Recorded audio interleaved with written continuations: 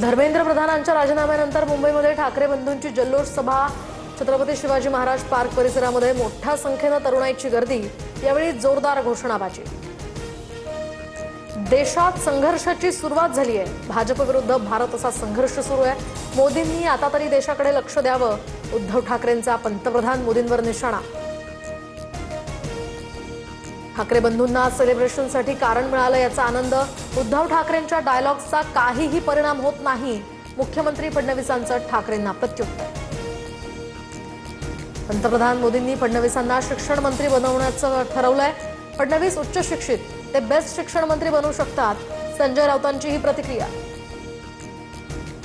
दिल्लीला जाण्याच्या चर्चा मुख्यमंत्री फडणवीसांनी फेटाळल्या, तर मी मुंबईमध्ये आहे आणि महाराष्ट्रातच आहे, फडणवीसांची प्रतिक्रिया।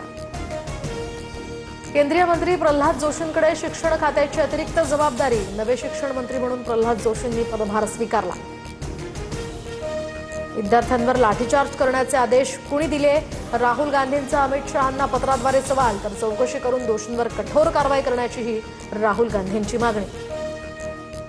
तेलंगणामध्ये आमदार खासदारांची वयोमर्यादा 21 होण्याची शक्यता। मुख्यमंत्री रेवंत रेड्डी यांचे संकेत। ऑगस्टमध्ये तेलंगणामध्ये विशेष अधिवेशनही भरवलं जाणार। नाशिकच्या कसबे सुकणे या गावामध्ये बैलगाडीतनं मृतदेह नेण्याची वेळ। चांगला रस्ता नसल्यामुळे कुटुंबियांसह ग्रामस्थांची मोठी कसरत। प्रशासनाविरोधात संताप व्यक्त।